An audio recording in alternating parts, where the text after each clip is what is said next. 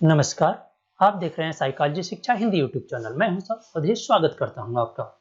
मित्रों, आज के इस वीडियो में हम लोग बुद्धि के सामान्य संप्रत्यय के बारे में जानने का प्रयास करेंगे। यदि आप अपने मित्रों, सहपाठियों या सगे संबंधियों को ध्यानपूर्वक देखें तो आप पाएंगे कि उनके प्रत्यक्षण करने, उनके सीखने तथा विभिन्न कार्यों को करने में पर्याप्त विभिन्नता पाई जाती है।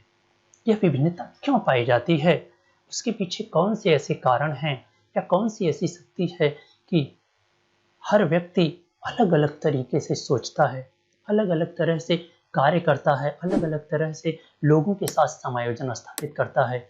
आप एक सामान्य तौर पर देखें, क्लास में बहुत सारे स्टूडेंट एक साथ पढ़ते हैं, सबके लिए जो व्याख्यान होता है वो एकदम समान होता है, लेकिन आप देखेंगे कि कुछ बच्चे जो होते हैं वो चीज़ों को तुरंत समझ लेते हैं। कुछ बच्चे ऐसे भी होते हैं जो प्रयास करने पर उस चीज़ों को समझते हैं, लेकिन कुछ बच्चे ऐसे भी आपको मिलते हैं जो बहुत ही प्रयासों के बाद किसी भी चीज़ को समझ नहीं पाते हैं। तो क्या इसके पीछे कोई ऐसा कारण है जो उनके इन समझ या उनके सीखने की क्षमता में विभिन्नता पैदा करता है?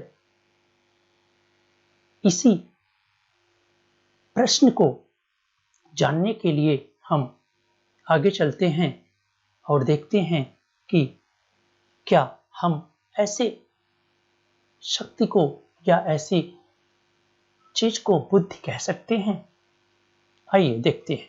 दोस्तों, बुद्धि के स्वरूप को अगर हम समझें तो इन प्रश्नों के बारे में एक बार विचार करें कि क्या बुद्धि it is ability to think abstractly, क्या बुद्धि अप्रत्यक्ष रूप से सोचने की क्षमता है?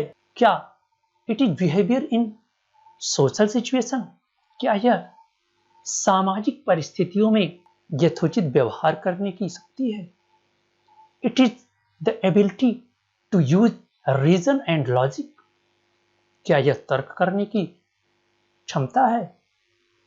It is the ability to write and speak clearly, क्या यह नए विचारों को लिखने या अच्छे से या बेहतर व्याख्यान देने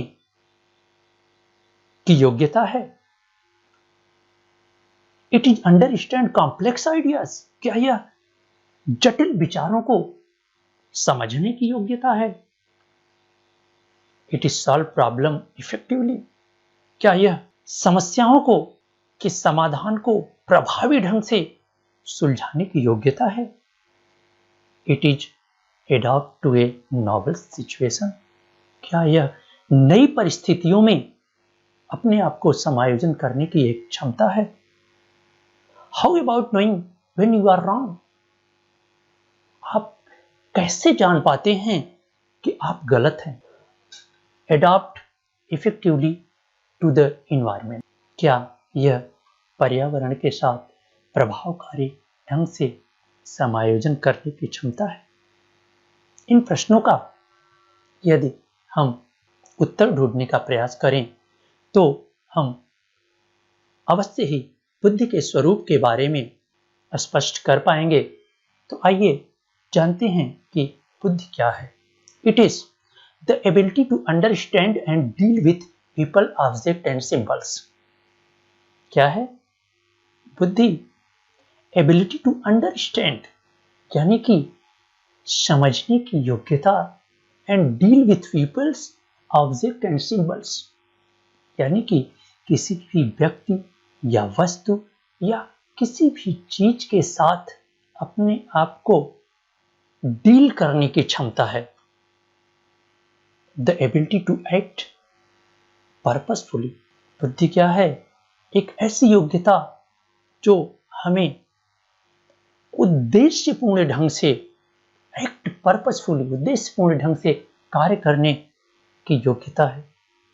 थिंक रैशनली, विवेकपूर्ण ढंग से सोचने की क्षमता है। Deal effectively with his environment यानी कि बुद्धि क्या है कि एनवायरनमेंट के साथ प्रभावकारी ढंग से समायोजन करने की क्षमता है। दोस्तों, बुद्धि एक पर्टिकुलर एक कारक का योग न होकर बहुत सारी ऐसी योग्यताओं का समूह है जिसके आधार पर व्यक्ति व्यवहार कर पाता है।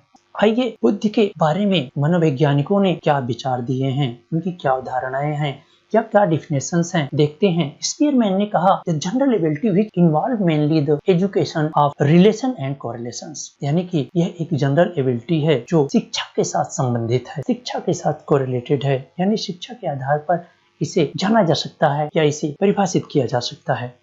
विनय ने कहा कि बुद्धि क्या है। विनय, जो कि आप जानते हैं कि जब हम विनय का नाम लेते हैं तो अवश्य ही ये बात सामने आ जाती है कि बुद्धि के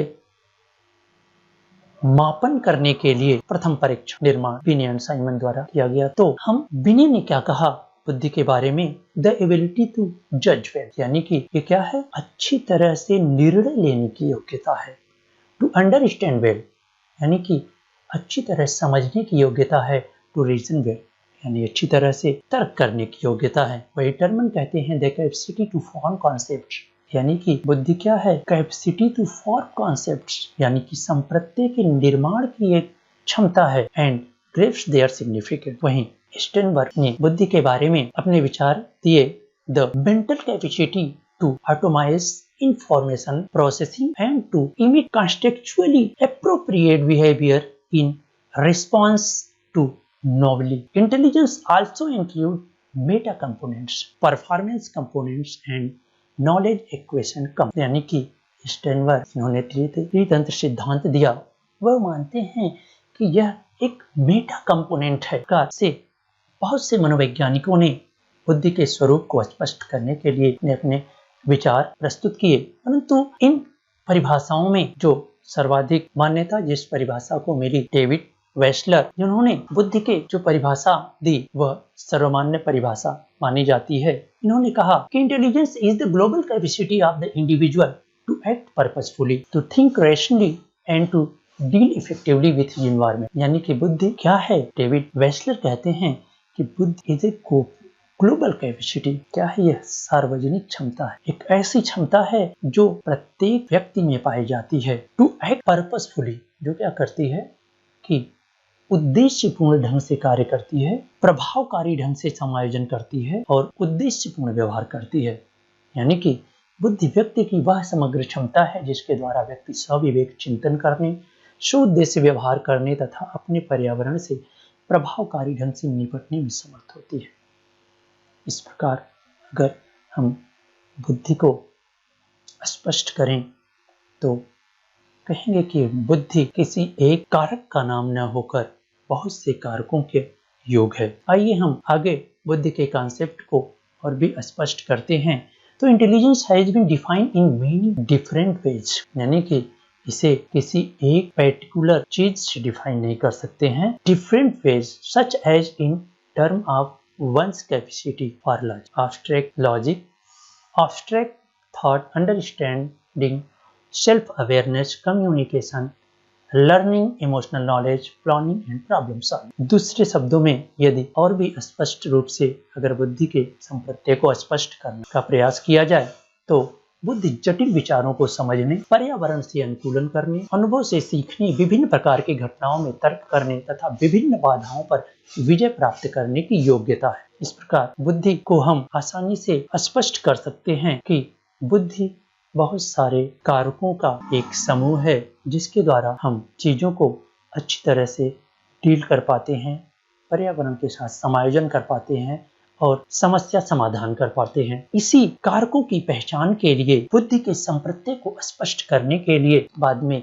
बहुत सारे मनोवैज्ञानिकों ने अनेक सिद्धांत डेवलप किए। इन सिद्धांतों में बुद्धि के संप्रत्यय को अपने अपने आधार पर स्पष्ट करने के का प्रयास किया गया। इसीलिए कहा गया कि बुद्धि नॉट दैट सिंपल राइट, बुद्धि नॉट दैट सिंपल राइट, यह बहुत सामान्य नहीं है। There are many psychological theory, बहुत से मनोवैज्ञानिक सिद्धांत about intelligence that we will examine in this concept. बहुत से मनोवैज्ञानिक सिद्धांत इस कॉन्सेप्ट को एक्सप्लोर करने के लिए अपने अपने सिद्धांतों का प्रतिपादन किए और बुद्धि के संप्रत्यय को स्पष्ट करने का प्रयास किए। आगे के वीडियो में हम लोग देखेंगे कि बुद्धि के वो कौन कौन से सिद्धांत हैं जो बुद्धि के स्वरूप को स्पष्ट करते हैं। क्योंकि बहुत सारे सिद्धांत बुद्धि के हैं, हम बुद्धि के सिद्धांतों को अलग अलग पार्ट में अध्ययन करेंगे। आज का ये वीडियो आपको कैसा लगा कमेंट में जरूर बताएं। यदि कोई सुझाव हो तो वो भी बताएं।